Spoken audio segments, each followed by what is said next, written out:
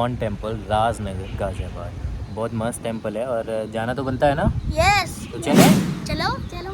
ISKCON temple Rajnagar Ghaziabad और हम आ चुके हैं सुबह सुबह यहाँ पे भगवान के दर्शन के लिए। तो चलो अंदर चलते हैं और आपको दर्शन कराते हैं भगवान के। गाज़ियाबाद को एक्सप्लोर करते करते आज मैं पहुंच चुका हूं इस्कॉन टेम्पल गाज़ियाबाद यानी कि राजनगर गाज़ियाबाद। और ये हो रही है हमारी एंट्री। जैसे ही आप राजनगर में जाएंगे, वहां पे इस्कॉन टेम्पल में जाएंगे, आपको एक अलग ही एक्सपीरियंस फील होगा। और सुबह सुबह का टाइम था, लगभग 7:15 या 7:30 के आसपास। और मैं अंदर जा रहा हूँ। ये रास्ता है इस्कॉन टेम्पल में एंट्री करने के बाद आप कुछ सीढ़ियाँ चढ़ेंगे और उसके बाद एक हॉल आपको दिखेगा। वहाँ पर ही यहाँ पे जब मैं पहुँचा तो सुबह की पूजा अर्चना चल रही थी। जो प्रभुपाद जी हैं उनके वस्त्रों को चेंज किया जा रहा था और सभी के सभी भक्तगण वहाँ पर अपनी पूजा अर्चना में लगे हुए थे। सुबह सुबह जो ध्यान लगाते हैं उसमें लगे हुए।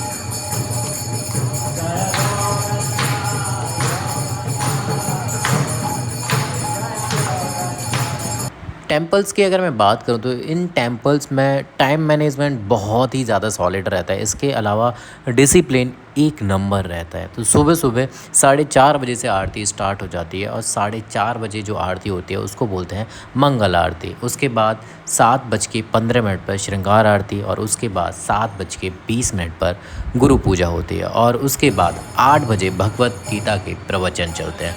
मंदिर प्रांगण में अगर आप जाएंगे ना तो आपको जो फील आने वाली है वो आप कहीं और तो नहीं कर सकते।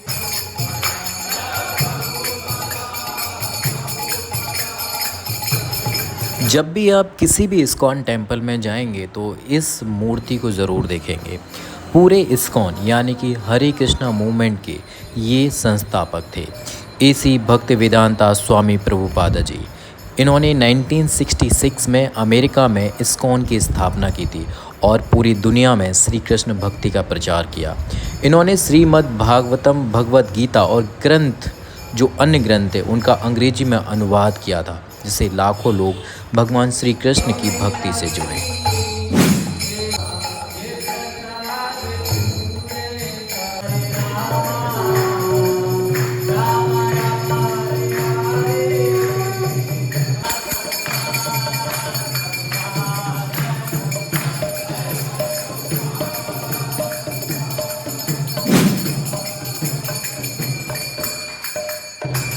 इस मंदिर की एक बहुत ही ख़ास बात है कि ये जो सभी मूर्तियाँ होती हैं, चाहे वो उस भगवान श्री कृष्ण की हों और चाहे प्रभुपाद जी की, ये सभी मूर्तियाँ अर्चा विग्रह होती हैं जो भगवान के साक्षात दर्शन और सेवा का माध्यम मानी जाती हैं। इनका प्रतिदिन स्नान, श्रृंगार, भोग अर्पण और आरती होती है।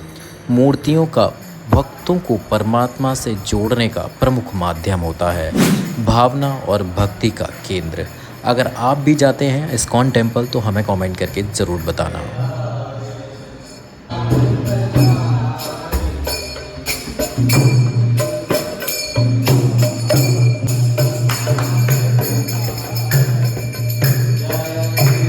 जब भी आपने इस मंदिर में विज़िट किया होगा तो यहाँ पर कुछ लोग गंजे होते हैं, यानी कि जिनके सिर पर बाल नहीं होते।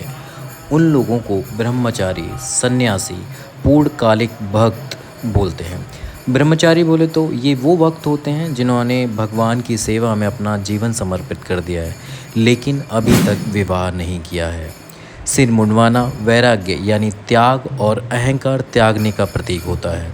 ये पीले या केसरिया वस्त्र पहनते हैं और मंदिर की सेवाओं में भाग लेते हैं। इसके अलावा दूसरे होते हैं सन्यासी। ये वो भक्त होते हैं जिन्होंने विवाह और गृहस्थ जीवन का त्याग कर दिया है और पूरी तरीके से भक्ति, उपदेश और प्रचार को समर्पित हैं।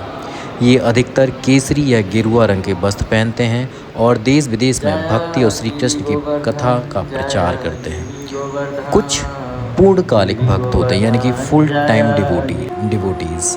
ये भक्त मंदिर में रहकर सेवा करते हैं, जैसे पूजा, कीर्तन, भोजन बनाना, प्रवचन देना। कुछ पूर्णकालिक भक्त सिर मुड़वाते हैं और कुछ नहीं।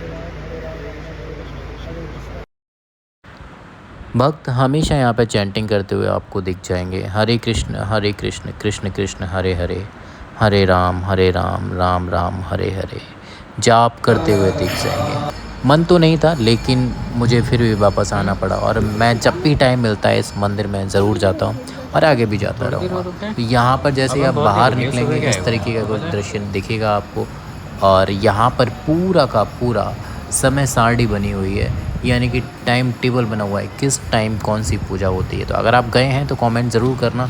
मुझे अंदर जाके इतना अच्छा लगा कि मुझे बहुत मज़ा आया। और मतलब इस्कॉन टेम्पल एक बार आप भी आके देखिए, गाज़ियाबाद इन राजनगर। फिर यहाँ पे एक रेलवे ट्रैक भी पड़ता है, उसको क्रॉस करने के बाद थोड़े बहुत मोड़ है, फिर उसके बाद इस्कॉन टेम्पल है। तो आगे देखिएगा, ट्राई करिएगा।